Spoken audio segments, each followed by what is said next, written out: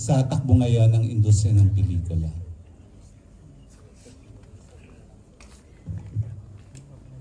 Si Direk Topel po. Then Direk Joel, Direk GB, and Direk Kevin.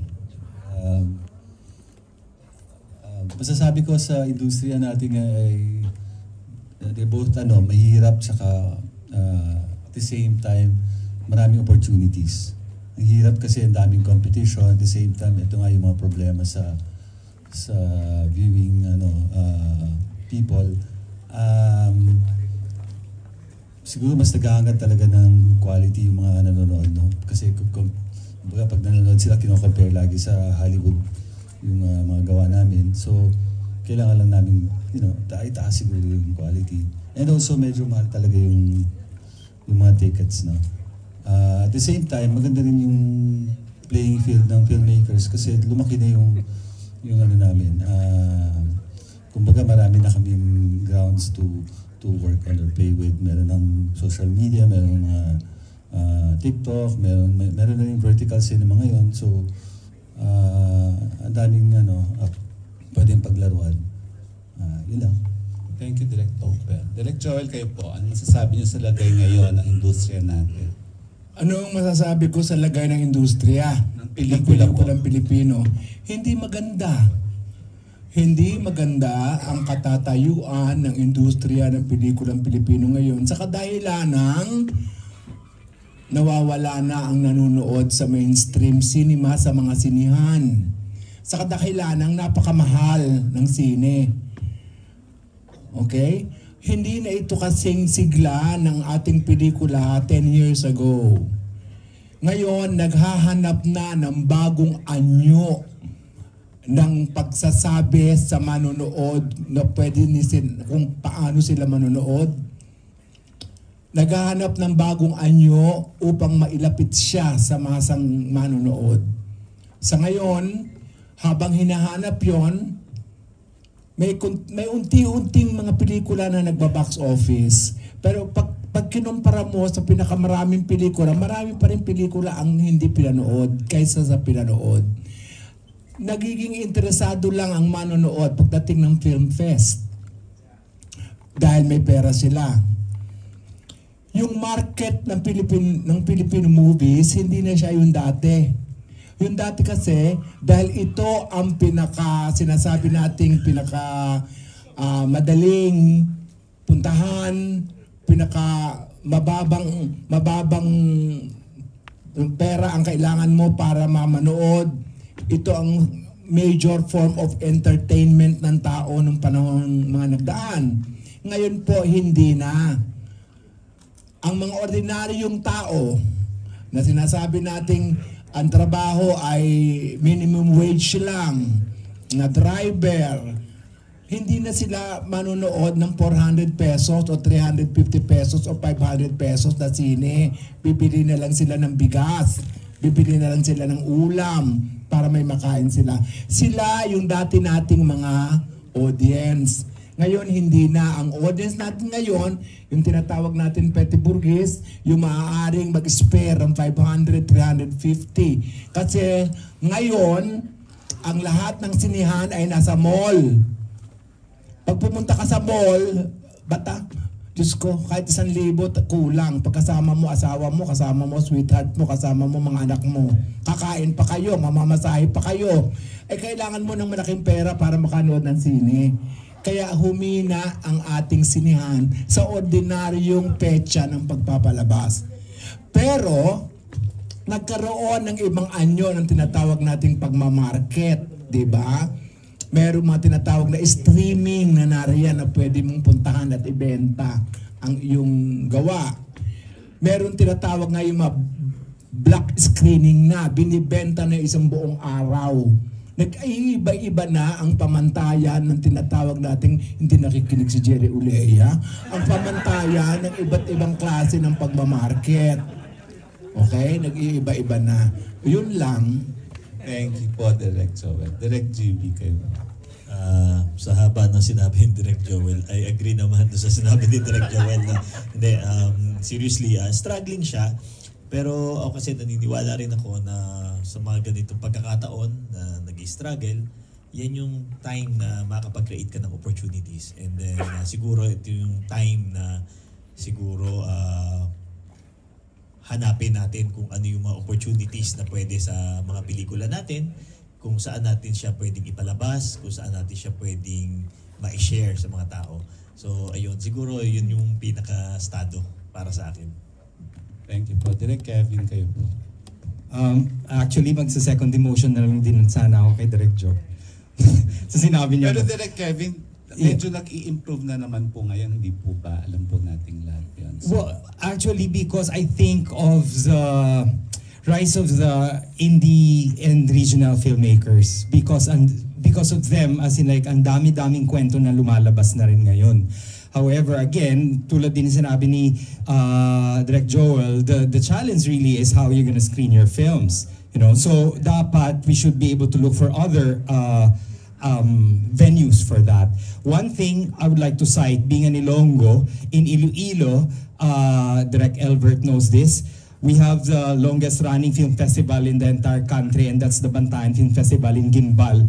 And the screening actually is attended by like about 5,000, 6,000 people in the audience, all in one night. So may mga ganun, and they screen in the plaza. Sa UP, Visayas naman, we have our Cinematheque. So alam mo yung ganun, kasi if we screen in cinemas, ang mahal, yung rental alone. And then you cannot make your students anymore go to the cinema. Sabi nila sa'yo na, paano naman yung allowance namin? Tapos kakain pa kami, magmimerienda pa kami. And I remember as a student before, yung allowance namin kasya allows us to watch movies. Dati. Ngayon, hindi na talaga kakasya. Manunod ka pa ng pelikula, magugutom ka pa. Ganun yun. So I think that's the state now. But yes, as I said, because of indie and regional as well filmmakers, then there goes. I mean, like, there are a lot of stories that we can explore, and at the same time venues too for screening our films. Kasi the film should not just be limited to cinemas. Ayun, thank you po. Last na lang po at Direk Kevin, since kayo po ang may hawak ng microphone, and yung pelikula niyo po ay tungkol sa isang New York chef, tungkol sa pagkain at tungkol sa fiesta. Ang title po pala, ang pag-pronounce po pala ay Cande. Cande. Ano po ang ibig sabihin ng Cande? It's short for Nuestra Señora de la Candelaria. Religious po pala siya. Well, actually, it's not really an a religious film. It's a story about two boys, yung friendship nila, built around the town fiesta. And then the belief of the adults about the Nuestra Señora de la Candelaria. Hence, because ang haba ng pangalan, sabi ng isang bata, pwede ba natin paisian to? Ba't Nuestra Señora de la Candelaria? So sila yung nag-shorten nito. Tawagin na lang natin siyang Kande. And then I discovered sa isang kaibigan ko na filmmaker din, si Arjan Maribeta from Bicol. They have also devotion to the same saint, and they call her actually Nanay Kande. Yung sabi So niya. yun po ang pag-pronounce talaga. Kande. Hence na may accent siya sa letter E. Thank you po sa inyong lahat and congratulations. Salamat. Maraming salamat. Jojo? Hi. Isa lang po yung tanong ko para kay Eric Ramos.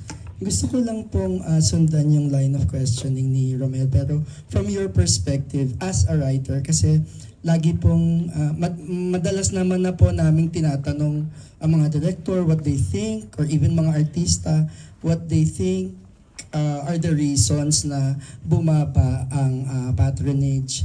Pero kung tatanungin mo yung mga manonood, they'd always say na, kasi if they give us good material, we'd spend for them. And I think malaking bagay doon nakasalalay sa nagsusulat, yung sa storya mismo. In line with that, ano pong tingin niyo doon sa advocacy ng Sinag Maynila na sinilokal, sinilokal pang international? Ganun po ba dapat ang thinking na ngayon ng mga writers na it's no longer the Filipino audience that we cater to, but internationally? Is that really the way to go? To attract, para sa akin, parang ang weird, to attract local audiences, you have to think globally. Ganun pa ba? Parang ganun nga. Pero actually, isang ano dyan, yung malaking impluwensya ng streaming, no? Yung pagbabago ng taste ng audience, no? At well, yung economics, sinabi na ni Direk na yung masa hindi na nakakanood ng sine, hindi na nakakapasok ng cinema dahil hindi nila afford. Pero yung middle class, buhay na buhay sa Netflix yan, dyan na lang nanonood mostly. So, at ang pamantayan ng Filipino middle class ngayon, ay yung standard nila ay Korean cinema. Whether we like it or not, yan talaga yun. So, maski yung mga napapanood ngayon sa TV, kukumpara nila yan sa mga Korean novelas na napapanood nila sa Korean films. And if we learned any lesson from Korean cinema, it's yung mga storya nila na story lang talaga nila na pinanganak sa kultura nila, sa lipunan nila, pero ginagawa nila ng paraan na universal yung pag-deliver ng mensahe. So, yun siguro yung challenge sa mga creatives ng Philippine cinema na gawin yung siguro ma-replicate yung success ng Korean filmmakers. Pero iba kasi sila eh. Ang heavy ng subsidy sa kanila ng gobyerno nila eh. Alam niyo naman siguro na actually ang pinakamalaking kaaway ng movie industry ay gobyerno in the form of censorship and taxation. Matagal ng problema yan. Hindi nawawala. Hanggang ngayon yan pa rin. So, isang ano talaga is maging aktibo sana yung pamahalaan na suportahan yung industriya. Pero matagal na proseso yun eh. So ang hamon na lang talaga sa filmmakers is to continue the struggle, no? Magpatuloy na lumika at nandiyan naman ng at totoo nasa crisis pa rin ang industriya, but sabi nga ng mga Chinese, every crisis is an opportunity. So, yan, marami pang bagong sabi ni Direk Topel, yung verticals, yung mga pinapanood yung shorts sa cellphone. Nag-explode dyan ngayon, maraming opportunity dyan para magsulat ng Although right now, ang naririnig ko, style soap opera ang preferred na So, pero nevertheless, maraming opportunity. So, tuloy lang ang laban. Huling tanong ko po sa ating mga director, kung ganun po pala na wala naman palang pera ang yung class na inaasahan natin, yung class na nanonood dati ng pelikula, hindi na nila afford, no? Yung pagdating na ng 500, hindi na kaya. Bakit po hindi na lang gumawa ng pelikula to cater doon sa mga may pambayad? Hindi po ba ganun kasimple ang solusyon? To give them stories or films na para sa kanila. Total silang may pambayad. Salamat po. Maybe Direk Joel can answer. Ang pelikulang Pilipino ay para sa lahat ng uri ng Pilipino. Hindi lamang dapat tumatangkilik sa isang sektor ng populasyon. Dapat ito'y sumasalamin sa pangangailangan at buhay ng buong Pilipino. So, hindi naman porket sila ang nakaka-afford lang, doon story lang nila ang gagawin natin. Lilimitahin mo ang storytelling ng mga manunulat at ng mga direktor. Ako, bumubuo ko ng pelikula para sa lahat ng Pilipino. Hindi lamang doon sa pwedeng maka-afford ng pera para pambayad sa takilya. Lahat ng direktor ganoon. Wala namang direktor na iniisip, ay gagawa lamang ako ng pelikula para sa ganitong uri ng tao. Hindi eh. Dahil ang istorya niya ay ini-encompass ang buong populasyon ng Pilipinas. Kaya nare-reflect ang katotohanan ng iba't ibang sektor. Sapagkat ako ay hindi naman ako mayaman, so ang istorya ko ay tungkol doon sa makasama kapareho ko. Kasi yun ang alam ko. Kasi hindi ko naman alam ang buhay ng isang Ayala. Hindi ko naman alam ang buhay ng isang mayamang tao na 1% ng ating populasyon. So ang aking storya ay tungkol sa mga kakilala ko, kapitbahay ko, kabunggo ang balikat ko. Yun ang mga istoryang sasabihin ko kung ano yung nalalaman ko. Are you okay, Jojo? Sige, si Archie muna before Bobby. Go, Archie. I'm sorry. Sorry po. Direct GB. Akala ko si Direct Joel. Direct GB. Siguro to add lang do sa sinabi ni Direct Joel, no? Universal kasi ang yung pelikula. Saka ang buhay ng isang pelikula, panghabang buhay. So yung mga mahihirap, kunyari yan hindi afford ngayon. In 10 years, sila naman yung manonood yan. Buhay pa rin yung pelikula na ginawa natin. Sila naman yung manonood nun. Maaaring sa ibang paraan nila babayaran o sa ibang paraan nila mapapanood. So, kumbaga, mahirap nating ilimit lang na, ito lang yung focus natin. Ito lang yung, hanggang dito lang tayo. Siguro, tina-target lang natin yung pagdating sa pagpapalabas na, ito yung mga makaka-afford. Napapag-usapan lang. Pero, yung ilimit natin yung audience natin, baka lalo tayong mamatay ang pelikulang Pilipino kasi, mawawala ng saysay yung paggawa natin ng mga storya at pagkwento natin. I think it's very challenging to discuss this. Like, for example, we're talking about the economics of the industry as well. So kung gagawa ka ng pelikula, why are you doing this? Are you doing this to earn money? Are you doing this to make yourself rich? Are you doing this because you love to do this? And then, as sabi nila, if you do something out of your passion, then profit will come after. I don't necessarily believe in that as well. I don't know which goes. Pero ito lang yung masasabi ko. I once attended the lecture by Peter Chan sa Busan, and he said, when we think, yung concern natin is how can we make a story universal? And he said na the way to do that is make a story that is very personal, because the very personal actually becomes very universal too. Kasi yung pain mo, may pain din yung tao na yan. Yung sadness mo, may sadness din yung tao na yan. So you don't have to worry about your audiences. Write the story that you want to write and serve the story first and write it from the bottom of your heart, and the rest will follow. So yun.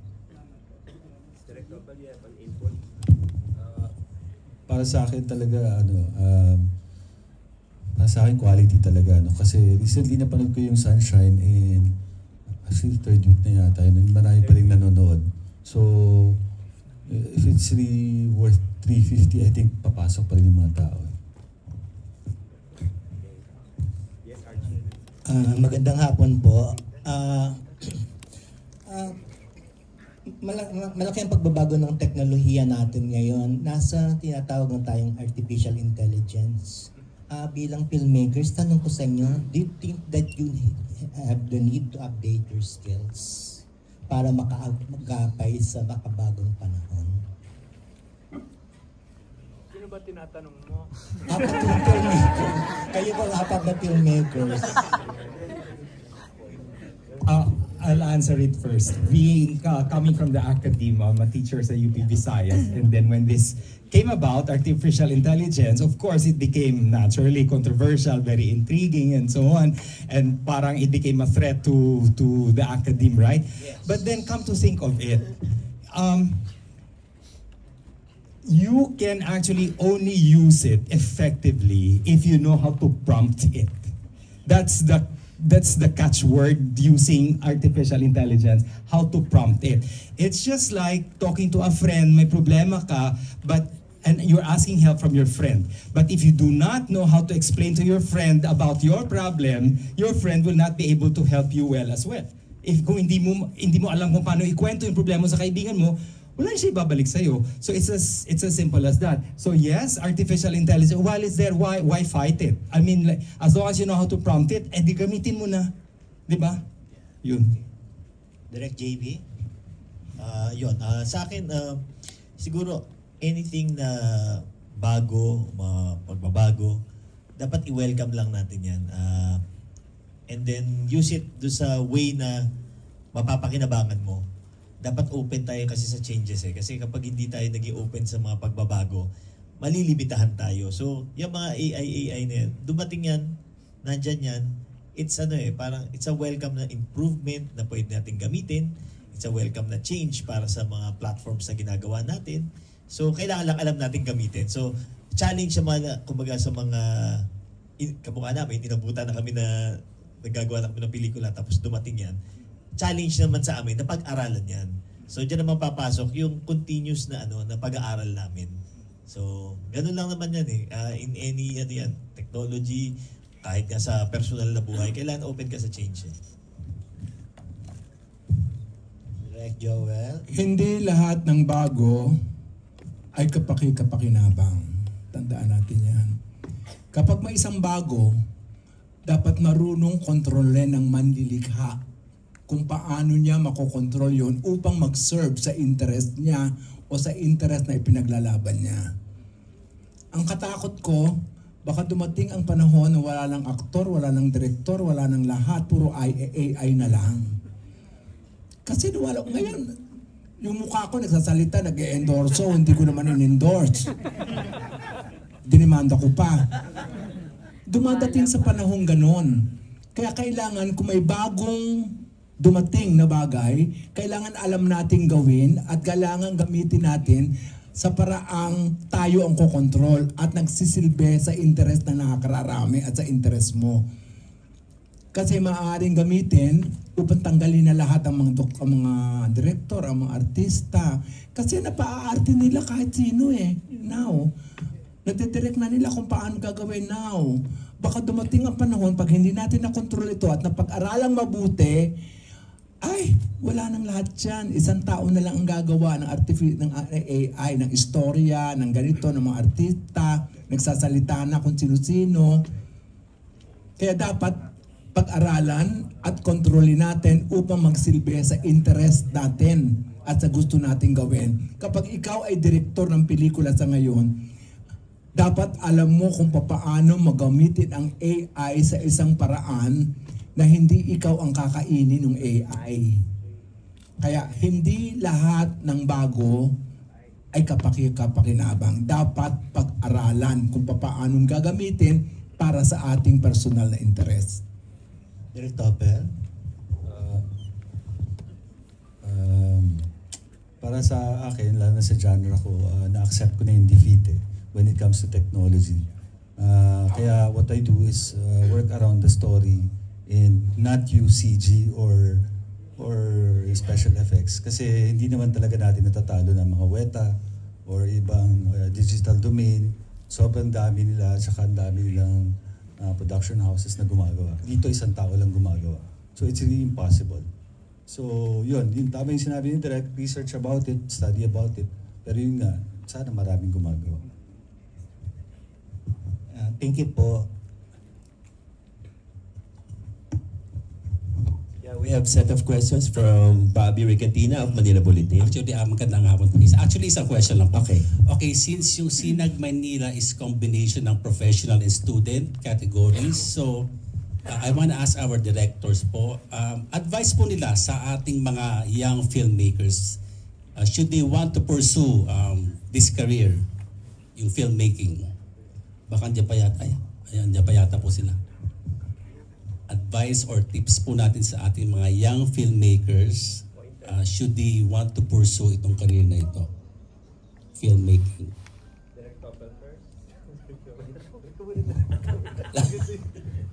Ako lang muna daw, sabi ni Topel. Ano ang advice ko sa mga bata? Yes po, yes po. Aba, huwag kayong matakot magkamali. Mag-aral sa pagkakamali. Huwag kayong mahamper ng paggawa dahil natatakot kayo. Huwag matakot magkamali. Mag-aral sa pagkakamali. Pag nagkamali kayo at yun naman ang ginagawa nyo, bang kamali ng kamali, ay puro kayo tanga pag ginawa nyo na yun. Dapat pag-aralan ninyo ang pagkakamaling ginawa nyo at i-correct nyo syempre yun, hindi ba? Pero dapat hindi kayo natatakot magkamali. Ako, ang dami kong pagkakamali. Diyos ko, pagkadami-dami. Pero hindi ako natakot. Pinurso ko ang mga bagay na natutunan ko hanggang sa natuto ako. Maraming pagkakamali akong ginawa. Hindi ako perpekto. Maraming pagkakamali. Pero natuto ako sa mga pagkakamali na yon. Dapat matuto kayo sa mga pagkakamaling magagawa niyo. At huwag kayong matatakot Naku, natatakot ako, baka ganito, baka ganyan, baka ganon, baka ganyan. Pag puro ganon, wala nang mangyayari. Kung ano yung iniisip nyo na gagawin ninyo, ipurso nyo. Tingnan nyo kung hanggang saan papasok. Kung nagkamali, sige, nagkamali. Pag-aralan kung ano yung pagkakamali na yun. Huwag matakot. Huwag matakot. Isa pa, dapat hindi kayo hiwalay sa lipunang kinabibilangan ninyo. Dapat bahagi kayo ng lipunan kinabibilangan ninyo at alam nyo kung ano ang nangyayari sa kapaligiran nyo. Dahil ang istorya nyo ay nakabatay sa katotohanan ng lipunang kinabibilangan nyo. Dapat bahagi kayo ng lipunang yan. Salamat. Nag-agree ako sa lahat ng sinabi ng director.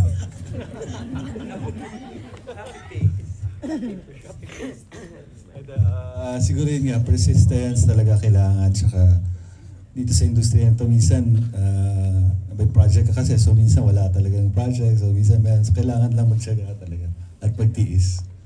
But yan, keep honing your yung art nyo. So yan. Siguro una yung wag kalimutan yung pangarap.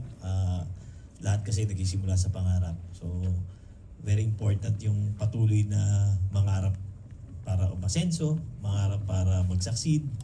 And then yung passion, wag din kakalimutan. And then siguro pangalawa yung lagi nyo lang iisipin na hindi naman lahat ng maganda sa paningin ng ibang tao ay maganda sa inyo. At yung maganda sa inyo ay maganda rin sa kanila. So, kanya-kanya yan eh. May freedom tayo pagdating sa taste eh. So, kung ano yung paniniwala nyo na maganda, yun ang i-pursue mo. Kasi mahirap yung masyado kang dependent sa reaksyon ng ibang tao. Dependent ka sa, baka ganito sasabihin nila. Dapat ikaw sa sarili mo buo yung ginagawa mo. Handa kang lumaban at ipaglaban yung ginawa mo na para sa'yo maganda yan. Kahit nasabihin ng 1 milyong tao, pangit yan. Pero sa'yo maganda yan.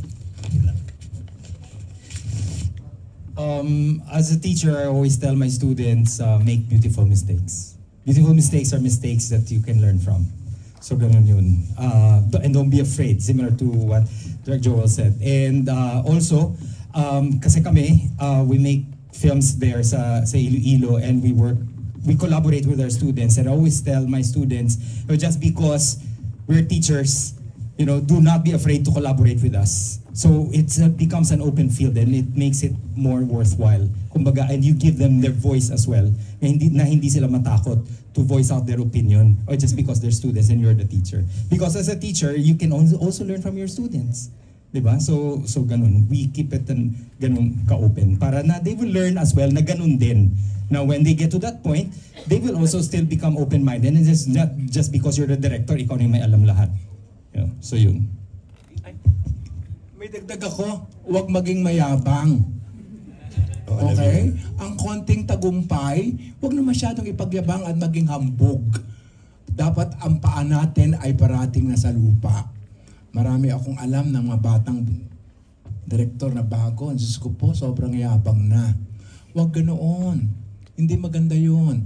Dapat parate ang paa natin ay nasa lupa. Name names daw, Direk. Name names, sabi ng press. Diyos ko, gusto niyo ako demanda? Hindi na sasabihin. Sa one-on-one interview. Meron ganoong mga bagong direktor. Huwag ganoon. Huwag ganoon. Hindi maganda yon. Hindi ka aasenso pag ganoon. Be humble. Be humble. O ayan, thank you. Napaka-inspiring ng kanilang mga message para sa ating mga kabataan dito, mga filmmakers dyan. Shout out. Gusto ko tanungin yung ating dalawang lady producers on the panel, si Miss Minnie at saka si Miss Dorothy. Ano po ang pakiramdam nyo? Finally po ay meron na po kayong distribution for your film after a few years. Miss Dorothy muna. Ay naku. Hello. Siyempre masaya. Salamat ako sa Sinag Maynila, sa lahat, sa mga sa Cheng, sa lahat. Masayang-masaya siyempre. Puno-puno ako ng kaligayahan, overwhelmed. Okay. Thank you. Congrats po, Miss Minnie from Jeongbu. Yeah, masaya po at palabas na ang aming pelikula by September. Sobrang nakaka-proud. Horror naman Sinag siya. Maynila. Okay. We have a question from Maridol Bismarck. Hi, Maridol. Hi, Direk Kevin, kasi educator kayo po. Nakikita niyo po ang trend sa mga bata ngayon with AI and everything. Ano ang nangyayari sa mga young filmmakers? Saka bilang educator, ang ginagawa mo para mapunta sila sa, mabalance nila yung nangyayari ngayon tsaka yung creativity nila kasi malaki nga ang role mo as an educator. Well, back to basics pa rin, like sa UP kasi we have a film program. So like we have a course called Film Theory. So I would tell them, if you want to become a filmmaker, you have to take this course, Film Theories. Kasi kailangan may groundings pa rin. So you cannot get everything kahit sabihin nila there's such a thing already as YouTube University. Ayan, and then also may AI. But hindi mo makukuha lahat yan dyan. So, I mean, back pa rin to education. So yun, and that's what we also stress sa UP Visayas.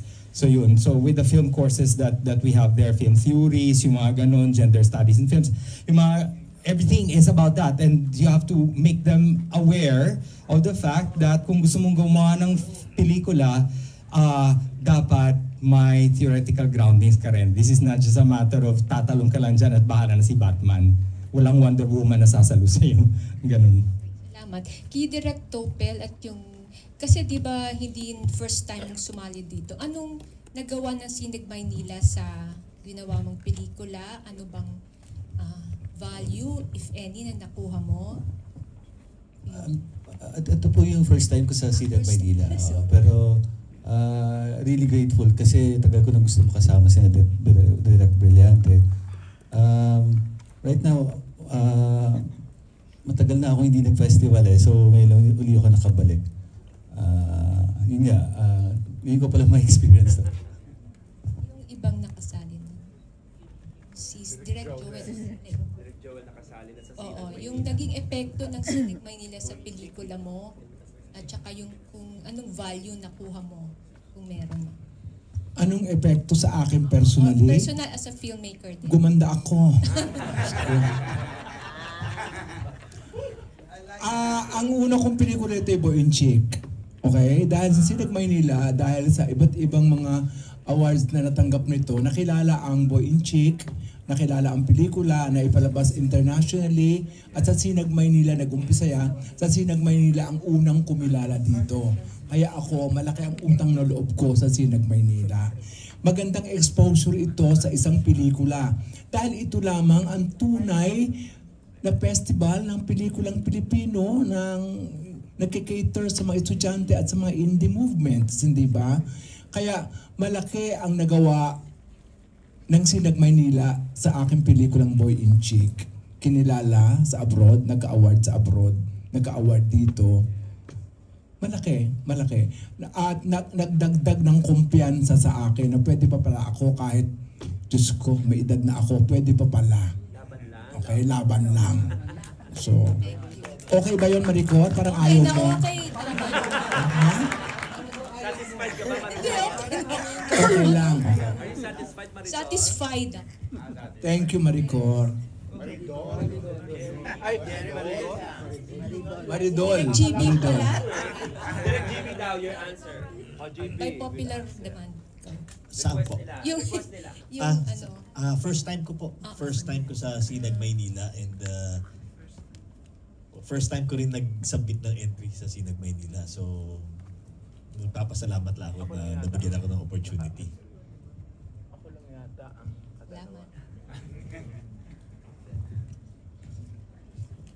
Hello po, I'm Mikay Tormon from Rappler, and this is for all the directors po. I'd like to ask po, how have Filipino film festivals such as Sinag Maynila help or continue to challenge or involve the Filipino filmmaking industry?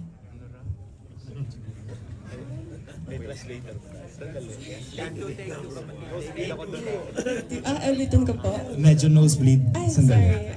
Ayun, sige po. So, paano po? yung mga Filipino film festivals katulad ng Sinag Maynila, paano po nila na-continue ma-challenge or ma-help evolve yung Filipino filmmaking industry po? Ano? Siguro, okay, sige, simulan ko na lang. Dahil hindi ko maintindihan ang salita mo. Oh. Sorry. Paano po siya, yung Filipino Film Festivals po, paano niya po natulungan na ma-continue, ma-challenge yung paggagawa ng pelikula dito sa Pilipinas po? Ng Sinag Maynila. Opo, at saka kahit ano pa pong film festival na lokal po. In general. Siguro, I'll attempt to answer that question. Dito sa ARK Film Production, which is our film production sa Iloilo, we've joined a lot of film festivals in the country, and ganito, hindi mo naman malalaman kung makakapasok ka sa film festival to begin with. So gagawa ng film, and then sasabit mo sa film festival, and then, di bahala na si Batman, parang yung ganun. However, kung makapasok ka sa film festival, then, I mean, like, you get inspired. So, kumbaga, it somehow, you know, gives you a pat in the back na, ay, siguro may ginagawa kang okay, you know? So, you get inspired and you wanna make more films. Yung ganun. Pero, yun lang din, what I want to say also is, I don't think it's appropriate to make films just for film festivals. Yun, make films because you wanna make films, because I mean, like, ang buhay ng pelikula hindi lang nakalaan sa film festival. Yun na napag-usapan natin kanina. There are other avenues for screening the films, yung ganun. Joining film festivals actually is a way to network with filmmakers, probably become friends with them. But the truth of the matter is, I mean, like, probably that's where it is. That's where it is. Pero madalang naman yung for you to collaborate with other filmmakers unless or producers unless you're Arvin Bellarmino na nagkakan, yung mga ganon, right? But yeah, that's one of a plenty, you know? So yun, ganun. Ang pelikula kong Madawag ay galing na sa iba't ibang festivals abroad. Galing ito sa Barcelona, galing ito sa China, galing sa India, nanalo pa itong Best Feature Film sa Sanskara Film Festival sa India. Ba't ko sinali dito? Dahil importante sa akin ang pagkilala ng kapwa ko Pilipino. Mas mahirap kilalanin sa Pilipinas kaysa sa ibang bansa, sa totoo lang. Ang pinakamahirap ay ang i-please ang Filipino audience at ang Filipino critic. Kaya kapag ikaw ay kinilala sa Pilipinas ng sarili mong kababayan, matuwa ka. Ako natutuwa. Kaya isinali ko sa Sinag, ang Madawag. Para naman, maramdaman ko kung ano yun, di ba? Mula sa aking kababayan. Sige po. Another question lang po. With the films na nakasali dito na final sa Sinag Manila, ano po yung gusto nyong ma-contribute na mga films ninyo na iyon sa nag-continue nag-e-evolve at apaka-diverse na Philippine cinema? Anong gusto yung contribution ng movie sila dun sa... Yung ma-contribute na katulad po ng bagong pelikula niyo po.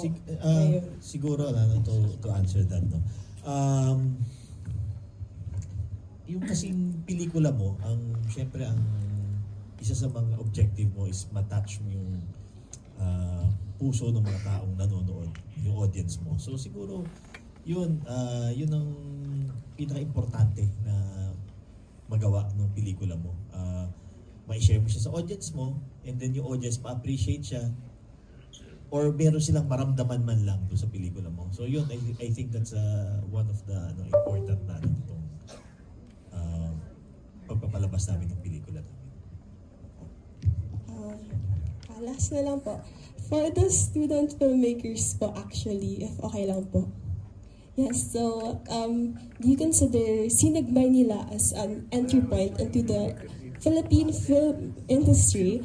And what mark do you want to impart on it as you continue along your journey? Kung sinong student gusto. Dexter, sino ang pwede mag-represent ng student film? Dexter, our festival coordinator. Pasan na lang yung mic. Okay. Stand up, girl.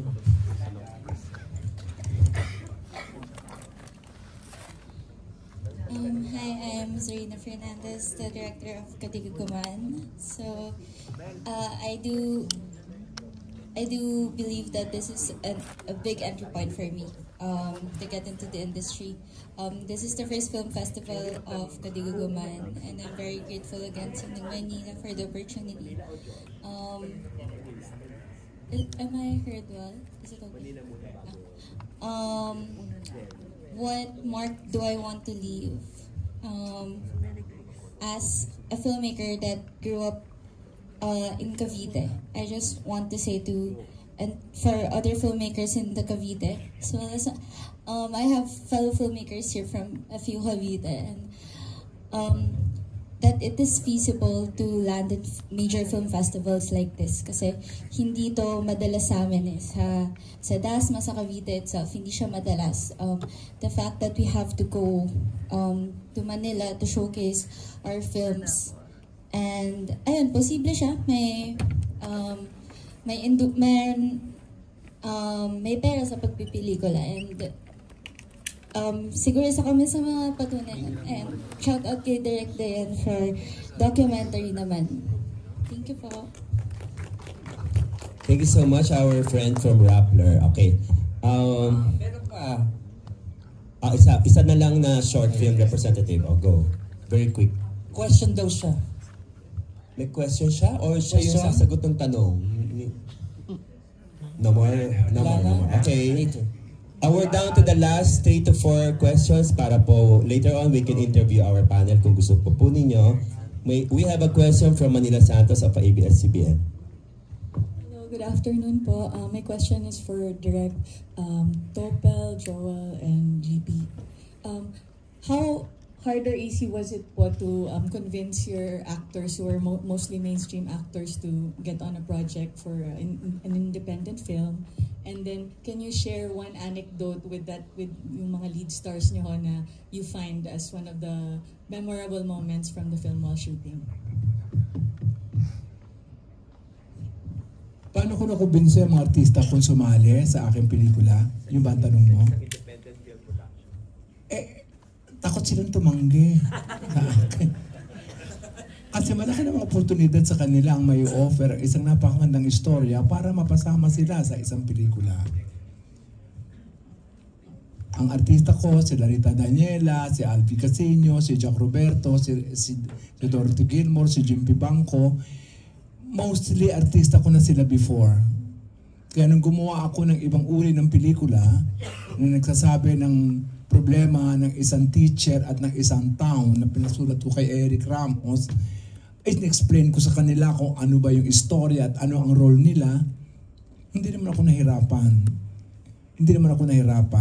Nagkaroon lang ng konting hirap sa pagtawad sa kanilang talent fee. Pero nagawa naman, natawaran, hindi namin maibigay ang kanilang mainstream talent fee. So may konting pakiusap.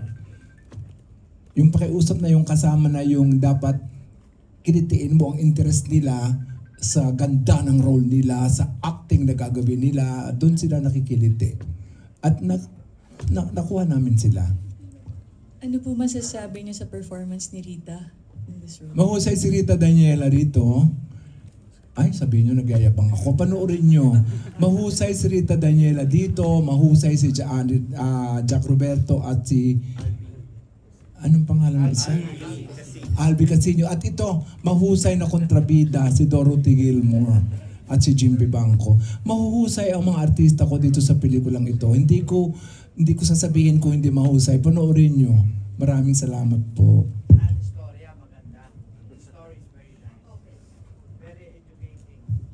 Si Eric Ramos po ang sumulat.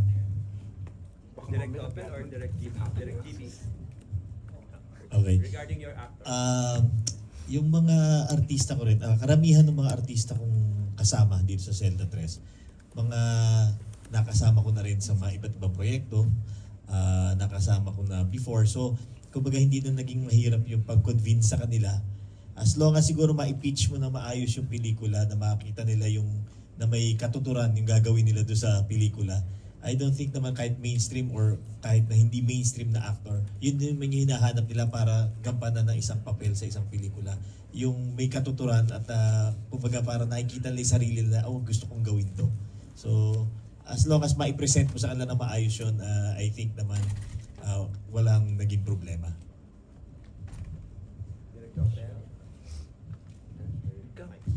Paano mo na convince? Aljo and Rich yung artista ko, and inumpisahan namin to i-conceptualize before the pandemic. So, yung producer namin gusto niya nang gawin, and nagkataon naman nagkaroon ng pandemic. So, sa gitna noon, actually lockdown yun, so lahat kami gusto talaga namin lumabas, no? Kaya hindi kami nahirapan i-convince yung actors because they wanted to go to Baguio during the height of the pandemic. Kaya at the same time, yung mga TF din lang binabaril na kasi they really wanted to go out. So, inumpisahan namin to ng pandemic, ngayon lang namin natapos because of logistical problems saka monetary din. And maganda to kasi binigay namin yung lahat namin yung mga bagong scares, saka si Rich and Aljur at actually ang galing nila dito, yung acting nila. Yun lang. Thank you. Sorry, Direct Kevin, also, what can you say about JC's performance in your...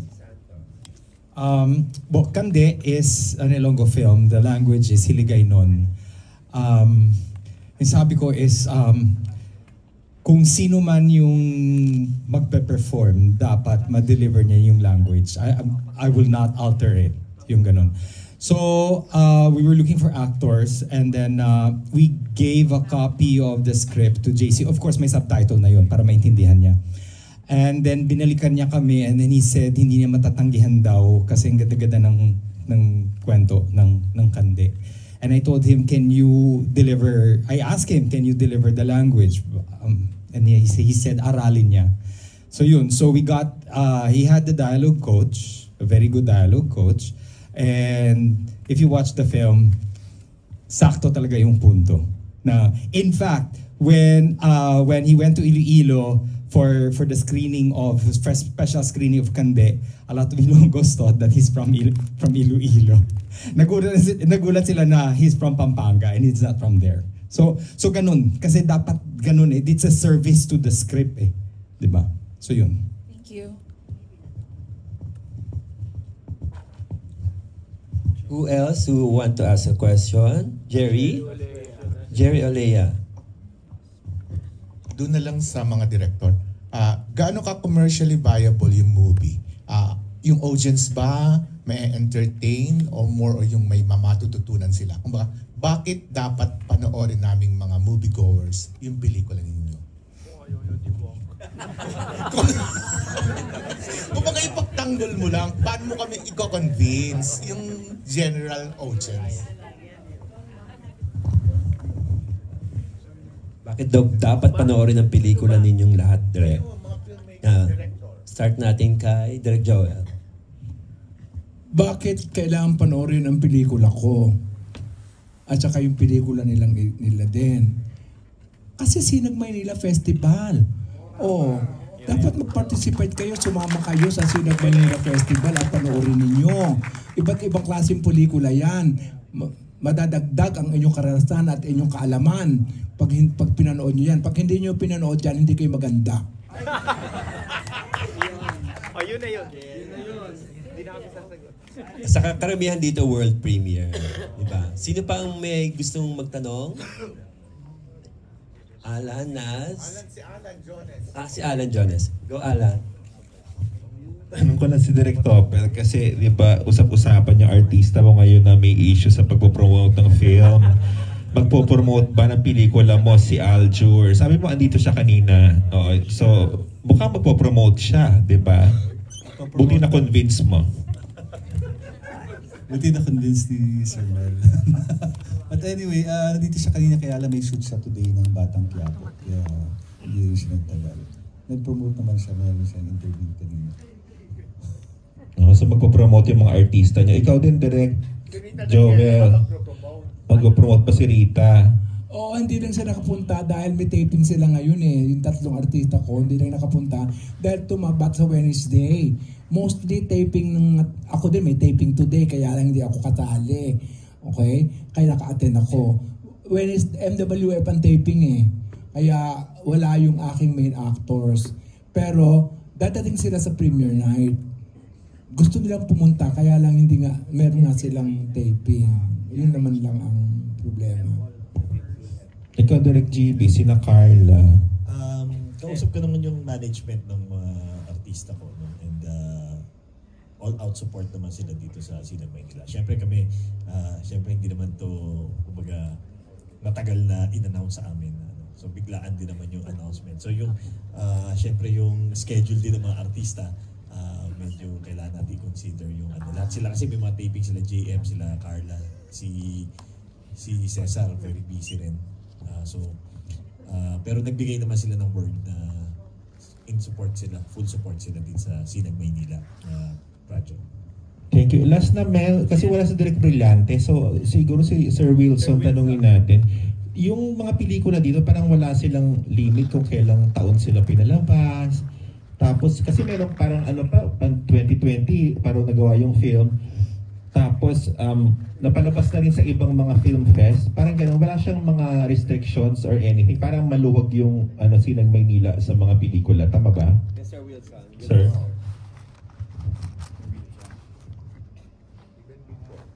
We came from COVID, di ba? Kaya pati yung Sinag Maynila, tumigil na 3 taon.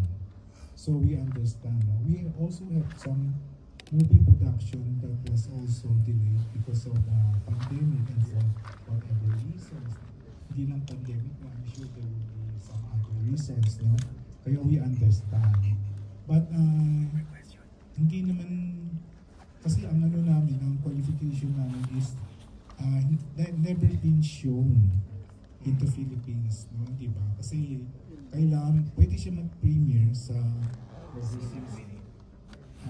Katulad yung last year's yun, Her Locket, which won in several film festival before it was included in the Sinag Maynila, and it swept the awards, no?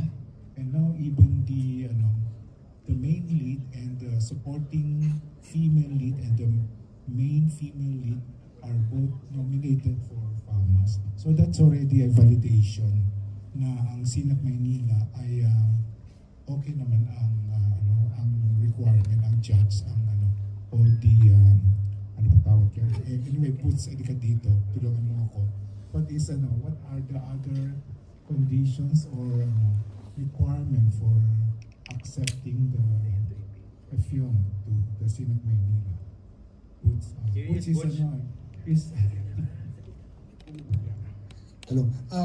To answer your question, actually, nahirapan rin talaga kami kasi sobrang dami ng entries. But ang key criteria that we looked at is kung yung especially the shorts and docus, kung nag-screen man siya sa Manila, it should be not in a commercial theater or hindi siya nag-compete sa isang major local festival. So, yung mga regional festivals na hindi pa nag-Manila, yun, we're looking at those films. May nakwento kanina si Together. No? Actually, dalawa yun eh. Yung Together, tsaka Bayaning Aita, those were 2020 selections. But they never got to be screened in commercial theaters in Metro Manila. So, siguro to answer your question, hindi kami particular sa year, but we're particular with the story. Yeah, last question from me. Sir Butch, total nandiyan ka na rin lang. Reiterate and remind our friends kung kailan po ang festival at saan po mga participating cinemas. Okay. So ang festival po natin ay gaganapin sa September 24, Wednesday hanggang September 30. Ito po ay magaganap dito sa Gateway. Meron po tayo sa Robinsons Manila, Robinsons Antipolo, SM Mall of Asia, SM Fairview. Yun pa lang po sa ngayon, we're still trying to negotiate with the other theaters. And then, Gabi ng Parangal po sa September 28, Linggo, dito po sa Gateway gaganapin. Ang presyo po natin, 250 pesos. Alright, so with that, kung wala na po kayo mga